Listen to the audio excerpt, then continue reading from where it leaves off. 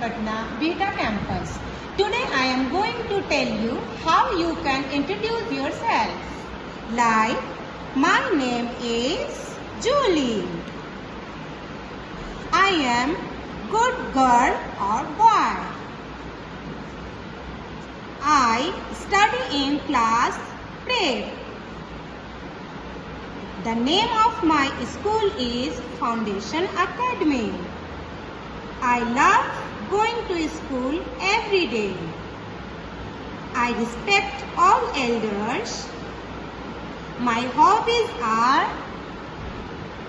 you can say whatever you like to do, like painting, singing, etc. सुप्रभात बच्चों, मैं शिक्षिका हूँ foundation academy IIT Patna beta campus की। तो जैसा कि आप देख पा रहे हैं मेरे हाथ में ये हिंदी है। तो हिंदी चूंकि बहुत इंटरेस्टिंग होती है, बहुत ही रोचात्मक, जिसके माथे पे एक छोटी सी बिंदी होती है। तो चलो हम लोग हिंदी करते हैं। 3 अक्षर वाले शब्द। ऐसे तो हम लोग बहुत सारे शब्द बोलते हैं, सुनते हैं, लेकिन जब बात लिखने की आते हैं तो हम लोग थोड़ा सा घबरा जाते हैं। तो आज बिल्कुल भी नहीं घबराना है, बिल्कुल भी नहीं डरना है। ये देखिए बच्चों, मैंने एक TLM बनाया है जिसे हम पढ़ाने में यूज करेंगे। यहाँ बहुत सारे अक्षर हमने लिख दिए हैं। अब इस अक्षरों के द्वारा हम बीच में कोई एक अक्षर लिखेंगे और एक नया शब्द बनाएंगे। मान लीजिए कि मैंने यहाँ पे लिख दिया मौ। ठीक है, मौ से क्या होता है बच्चों? मौ से मछली होती है और जो पानी में रहती है। ठीक है, तो ये क्या हो गया? द म न, दमन। अब हमें क्या करना है कि इसको इसकी सहायता से धीरे धीरे नीचे की ओर लेकर जाएंगे। और ये दूसरे वाले खाने में आ गया है।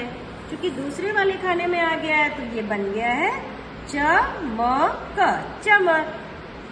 फिर इसे थोड़ा सा और नीचे ले आएंगे इस तरीके से। तो ये क्या बन गया बच्चों? न म न, नमन। नमन मतलब प्रणाम। हम लोग जब किसी को नमन करते हैं, प्रभु को या अपने से बड़ों को। ठीक है, इस तरीके से हम लोग करेंगे। अब मान लीजिए हमें इसे बदलना है, तो हम लोग इसे डस्टर की सहायता से मिटा देंगे और एक नया अक्षर लिख लेंगे। ऐसा नहीं है कि बस इसमें मौ ही लिख सकते हैं। इसमें हमने यहाँ पे लिख दिया ह। ह से हिरन। हिरन कहाँ रहती है? जंगल में। ठीक है, जिसके नाभि में कस्तूरी होती है, जिसकी खुशबू से वो बेचैन रहता है। तो ये क्या हो गया? ये हो गया हमारा दहन, दहन। और फिर ये दूसरा शब्द क्या हो गया? चहक, चहक। Everyone, I am Amrita Sharma, mother teacher, IIT Foundation Academy, Beta, Patna. Now today I am going to show you sound words. Sound words like that. If we are writing here O, it becomes BAT, bat. Then again we move it RAT, rat.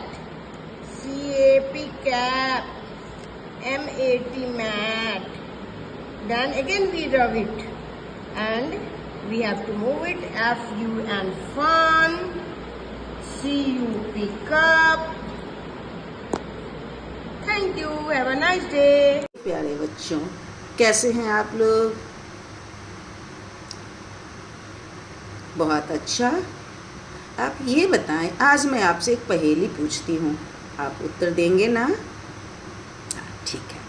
मैं ये पूछ रही हूँ, ऐसी कौन सी चीज़ है जिसके बगैर कोई भी लिविंग थिंग जिंदा नहीं रह सकता, जिसकी ज़रूरत हमें पेड़ पौधों को भी होती है, इंसानों को भी होती है, पशु पक्षियों को भी होती है, जिसके बगैर ये कोई नहीं रह सकते? ऑक्सीजन। ओके, पर ऐसी चीज़ जिसके बगैर ना हम खाना बना सकते, ना हम नहा सकते, ना हम बर्तन धो सकते, हम कुछ भी नहीं कर सकते।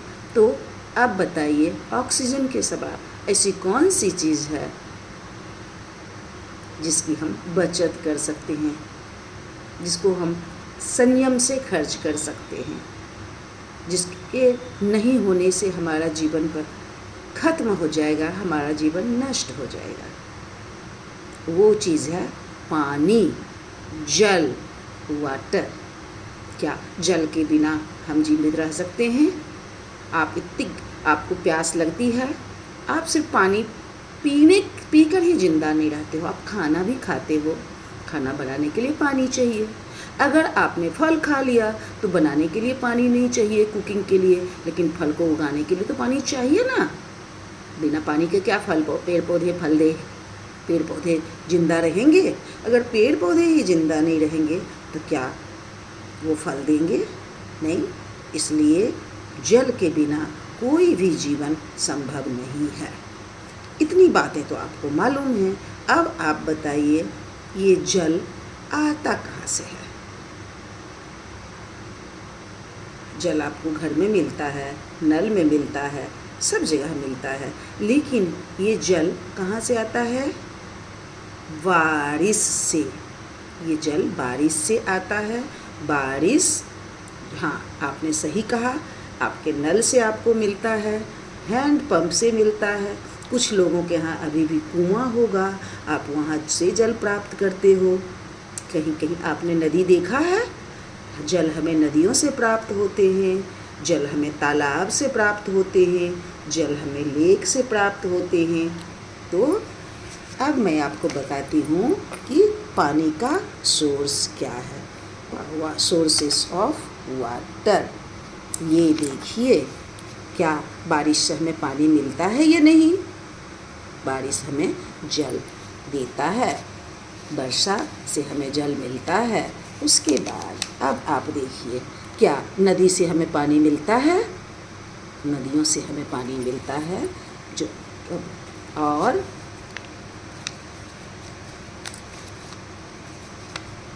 और क्या आप बता सकते हैं? Hand pump. क्या हैंड पंप से पानी लेते हैं आप लोग? कुछ तो बच्चे होंगे जिन्होंने हैंड पंप देखा होगा। आज के टाइम में हैंड पंप हर जगह उपलब्ध नहीं है, लेकिन फिर भी कुछ बच्चों ने देखा होगा। ये हैंड पंप है, इससे भी हमें पानी मिलता है। और क्या है? वेल मतलब कुआं। कुआं से हमें पानी मिलता है। किसी ने कुआं देखा है क्या? कुआं मिलता है। ट्यूबवेल, जब हमें खेतों की फसलों के लिए खेतों में पानी डालना होता है तो कुएं से या चापाकल से, हैंड पंप से संभव नहीं हो पाता बड़े बड़े खेतों को पटाना। तो कम समय में बहुत बड़े बहुत बड़ा खेत को पटाने के लिए ट्यूबवेल की ज़रूरत पड़ती है। ट्यूबवेल जो हमारे घर की टंकियों में पानी में जमा होता है ना, जिससे नल में पानी आता है, वो भी ट्यूबवेल से ही टंकियों में पानी पहुंचता है। लेक भी हमारे पानी का स्रोत है। पॉन्ड्स, आपने तालाब देखे हैं? ये तालाब में भी क्या है? पानी है, जल है। तो तालाब भी जल का स्रोत है। वाटरफॉल, किसी ने वाटरफॉल देखा? कौन सा वाटरफॉल है? हुंडू वाटरफॉल। एक वाटरफॉल है, ये हिंदू वाटरफॉल कहाँ है? झारखंड में है। और अफ्रीका में एक जगह है जिम्बाब्वे, जहाँ है विक्टोरिया वाटरफॉल। और America, United states of America, यहाँ है नायग्रा वाटरफॉल। तो ये वाटरफॉल भी हमें पानी के हमारे लिए अच्छे स्रोत होते हैं। कैनल भी ये मेड होता है। पानी जो आता है उसको इंसान इसे वाटर मैनेजमेंट करता है। ये कैनल हुआ। सी बहुत बड़ा होता है, जिसमें बहुत पानी होता है। सभी नदियाँ जाकर कहाँ मिलती हैं? सी में मिलती हैं। इसलिए सभी नदियों का पानी सी में जाता है और इसलिए सी बहुत बड़ा होता है। तब आप बता सकते हैं कि हमारे पानी के क्या क्या स्रोत हैं? बारिश, rain, river, hand pump, well, tubewell, lake, pond, waterfall, canal, sea. ये सारे हमारे जल के स्रोत हैं। तो अब आपको पता चल गया कि जल कहाँ से मिलता है। ये TLM वेस्ट मटेरियल से बनाया गया है। ये सिंदूर की डिब्बियाँ हैं जो खाली हो चुकी हैं, आप देख सकते हैं ये खाली हुई सिंदूर की डिब्बियाँ हैं। इसको बच्चों को इससे हमें सिखाना है काउंट करना, और काउंट करके उस नंबर को उस काउंट से मैच करना। बच्चे काउंट करेंगे, 1 बिंदी है तो बच्चे को नंबर 1 पहचानना है, और नंबर 1 पहचान के इस पर बच्चा इसे डालेगा। इसी तरह से इसमें से बच्चे को 2 बिंदियां हैं, तो 1 2, कौन सा 2 है? 2। इसको उठा के बच्चा इस पर डालेगा। इस तरह से बच्चे को उठाने रखने का एक एक्सरसाइज भी होगा, और बच्चा इसे रख भी सकता है। ये काउंटिंग भी सीख लेगा, नंबर भी पहचान लेगा। सिमिलरली ये क्या है? 3 कौन सा है? ये, तो 3 को 3 के साथ मैच कराना है। के लिए है बच्चे इसमें काउंटिंग सीखेंगे। थोड़े बड़े बच्चे इससे एडिशन भी सीख सकते हैं, छोटे छोटे नंबरों के एडिशन सीख सकते हैं।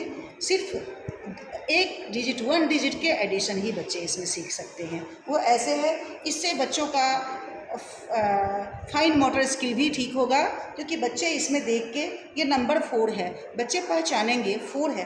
काउंट करते हुए बच्चे इसमें इस तरह से टूथपिक इंसर्ट करेंगे, इस तरह से 1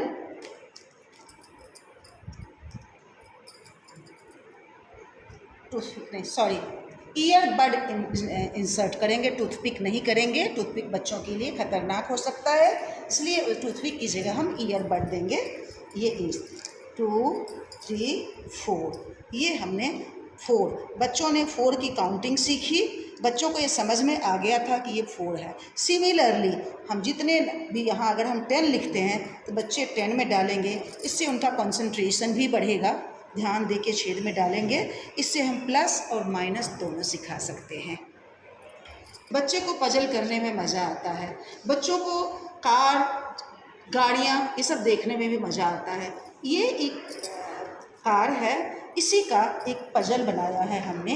इस पजल को बच्चे को बिल्कुल इसको देख के इसी के अनुसार इस पजल को अरेंज करना है। ये पजल हमने आइसक्रीम स्टिक से बनाया है।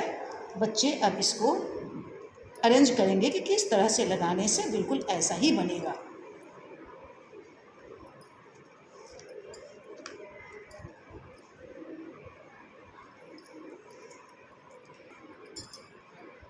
इसमें बच्चे के दिमाग का एक्सरसाइज होगा, उनके सोचने की क्षमता बढ़ेगी।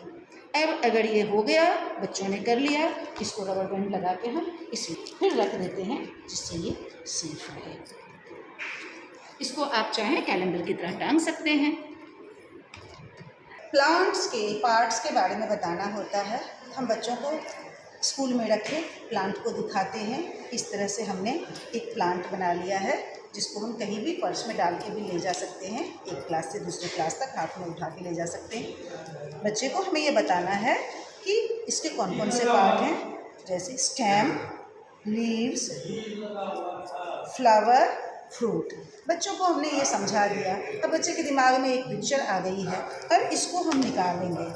ये निकाल के बच्चों को हम कहेंगे, बच्चे आप इसको सही तरीके से लगाइए। बच्चे के दिमाग में ये वाला कॉन्सेप्ट पहले से था, इसलिए बच्चे इसमें अपने सोच के अनुसार इसमें इंसर्ट करेंगे और इसको पूरा तैयार करेंगे। ये जो बाद में इस प्रकार होगा।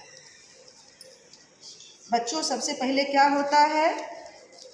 पहले रूट होता है, तो बच्चे सबसे पहले क्या डालेंगे? रूट डालेंगे। रूट के बाद स्टेम होना चाहिए, तो बच्चे स्टेम डालेंगे।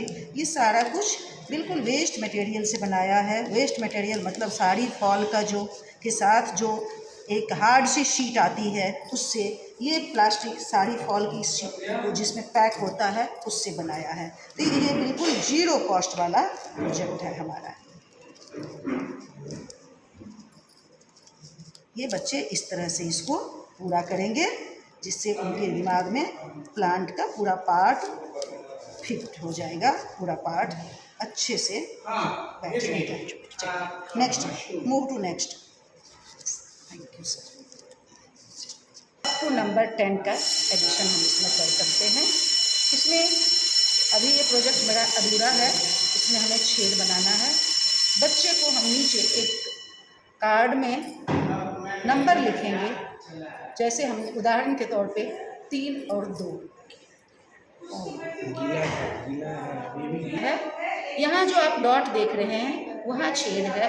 बच्चे यहाँ ईयरबड इंसर्ट, जितना नंबर इनको बोला जाएगा उतना ईयरबड इंसर्ट करेंगे। प्लस के बाद जितने नंबर बोले जाएंगे इसमें इंसर्ट करेंगे। दोनों को एक साथ बच्चे काउंट करेंगे और फिर दोनों के काउंट के बाद जितना आएगा वो नंबर यहाँ लिखेंगे, यानी ऐड करने के बाद जो नंबर आएगा बच्चे उतना इसमें ईयरबड इंसर्ट करेंगे। जल के स्रोत के बारे में बताया है। बच्चों को जल कहाँ कहाँ से हमें प्राप्त होता है।